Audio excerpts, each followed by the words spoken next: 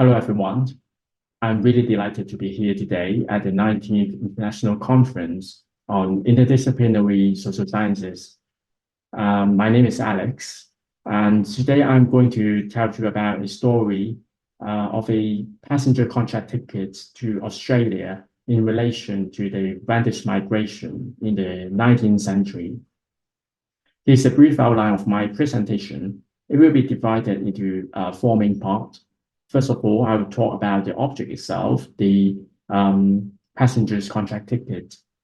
And then I will talk about briefly about the Team Ingo's notion of wayfaring and mass work, which will be followed by a couple of question and answer about when, why, and how did the exodus of Wendish people occurred and why Adelaide was selected as the destination, for example. And then at the end, I will draw a conclusion, and then would love to hear about your feedback as well. And first of all, I would like to begin by looking at the object itself, the ship ticket. This is the ship ticket. It is a letter-sized paper with inked handwriting on it. As you can see, it features a couple of names, including the passenger's name, Friedrich Starrick, the steamship name, Garand, and the destination, Adelaide, in neat cursive handwriting. So research questions. My presentation revolves around these three questions. First of all, what made the family decide to leave behind the ancestral land and embark on an uncertain and perhaps precarious voyage to a foreign country? Second, what drove the family to depart from the port in London instead of Hamburg, for example, as other former Wendish migrants who left Lusatia used to do? Lastly, why Adelaide? Why Adelaide was selected as the destination? What and how did Wendish people learn about this place? These questions brought me to Tim Ingo's notions of wayfaring and mass work. Tim Ingo is a Scottish anthropologist and archaeologist, and in his book, Line, A Brief History, he explored the distinction between a wavy, free-flowing, handwritten lines with a strict dot connecting line. He argued that hand-drawn lines capture the trace of a continuous gesture and reflects the process of coming into being. So it is active, authentic, and lively. On the other hand, the dot connecting lines represent a series of transition from one point to another without experiencing the passing of time. So they are static, inert, and timeless. So he contrasts these two lines to present an insight into two modalities of movement. First, wayfaring, and second, transport. He defined wayfaring as a way of being in the world and engaging with the environment, characterized by focus on the experiences of the journey and an openness to new discovery and encounters. On the other hand, transport is focused on the destination of travel and disregards the experience of the journey itself. So the intersections of wayfaring lines form into webs of intertwined threads and nooks. These accumulative effects of wayfaring results in the formation of a mass work, as you can see on the left-hand side of the slide. He said, quote, "The lines of the mass work are the trail along which life is lived," end quote. His idea on the movement of lines is particularly relevant to knowledge production. He highlights that the process of knowledge production is based on direct experience shape and reshape through interaction with the environment. This approach to knowledge acquisition is in contrast to the static and fixed abstract representation prevalent in existing dominant framework. So in other words, wayfaring provides an embodied and experimental form of knowledge production that is characterized by exploration, discovery, and a deep sense of connectedness to the environment. So it emphasized the progressive and dynamic nature of knowledge production as opposed to a static or fixed representation. So I would like to use Ingo's concept to trace the line running in different dimensions of the journey, along which people and things materialize themselves into handwritten words. For example, those you've seen before, the name Wendish Starrick, the ship go on and place Adelaide on the ticket. But then when and why did the exodus of Wendish people occur?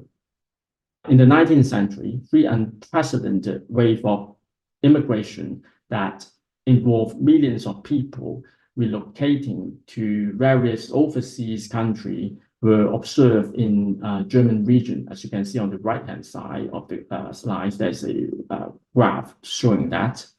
At the time, the Wendish people were under high level of socio-economic vulnerability and being pushed away from their farmland, thereby contributing to the exodus of to other places. And in fact, many of them went to Australia. Wendish Starrick came to South Australia in the last wave of immigration in the 19th century. In fact, a photograph displaying next to the ship ticket indicate that here, Wendish Starrick, named after arriving in Adelaide, reunited with his elder brother, Wendish Wilhelm Starrick, who was born in 1829, who also went to Australia in 1859. Some critical moment in history of Australia in the 19th century play important role in driving their family to leave his homeland and immigrate to Australia. The first wave of mass immigration began in 1848, and it was linked to a famine. Beginning in 1845, a great famine struck Europe and caused by a fungal disease that led to a widespread potato crop failure. Scientists have traced the movement of potato blight caused by fungi, and they suggest that this world-shaking event was linked to the migration of a string of fungi originate from Mexico along the trade route of the British Empire. A devastating crisis of harvest failure contributed to a sharp rise of food price and trigger political unrest in Germany, weakening the foundation of feudal society. So when Wendish Starrick was only 6 years old, he witnessed a socio-economical shift from feudalism to capitalism. It was the year when feudalism came to an end in Germany owing to a series of turbulent events known as the 1848 German Revolution. And then how did the Wendish people get to Australia? At the beginning, Humboldt was a more popular point of departure for the Wendish people. It was evidenced by the fact that at least two groups immigrated from Humboldt to Adelaide in 1848. The ship Victoria took them 144 days.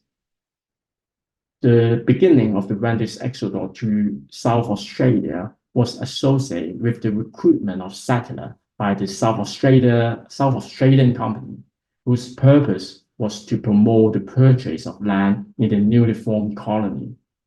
The South Australian company, actively supported by the Lutheran pastor, who was upset about the religious oppression in Persia, to move to Adelaide with their congregation. In 1848, the company, working through its negotiation agent, recruited dozens of villagers living near Coppers to settle in Adelaide. They joined up with another group of Wendish people from Upper Lusatia, bought the ship Victoria from Humboldt, and landed in Adelaide in November 1848. This is a picture of the steamship Garand, the ship that British Star bought. Is a three-master sail assist steamer of about 3,800 tons. It's powered by both sail and steam, so it traveled at a much faster speed and was able to continue to make way in light breeze, unlike the sailing vessel, for example, the Victoria a few decades ago. This ship is run by the Oriental Line. This is an image of an advertisement of the Oriental Line. The Garonne was the first steamship operated by the British Oriental Steam and Navigation Company, also known as Orient Line. The journey from London to Adelaide took approximately 3 to 4 weeks. As an advanced piece of transport vessel of its time, it significantly reduced the travel time. A few decades before, a travel between Europe and Australia in the mid-19th century lasts about 4 months, as I mentioned before. After departing London, the ship Garonne quickly passed down the Channel and the western coastline of Portugal.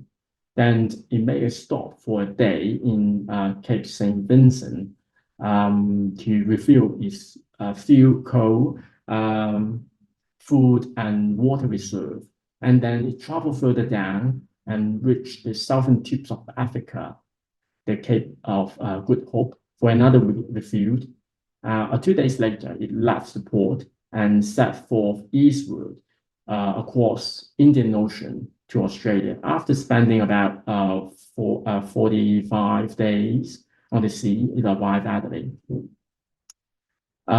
This technological advancement in shipping is actually fueled by the British colonial government subsidized postal services. So the mail route of the Orient Line play a very aggressive position in the increasingly fierce market competition in ocean shipping and transportation. Another event that linked to this is the opening of the Suez Canal in 1869. But before that, another company, the P&O company, was the only English company having regular communication with the East by way of Mediterranean, and was in consequence practically without competition for postal services. However, in 1851, a second parliamentary committee was appointed to inquire into the best means of establishing steam communication between England and other colonies. And the result was that they would like to consider a higher rate of speed, and they insist to write that down on new contracts, and penalty for failure in meeting that speed will be enforced. And then by doing that, they envision that the public could be benefited in the matter of flight and passage charge, the lower down of the price and the flight charge. So why Adelaide? As it is about the communication in the form of stories and letter. As people move abroad, flow of communications came back the other way around. The development of shipping network made it possible for migrants to send letter back home. These letters encourage others to follow their footsteps as well.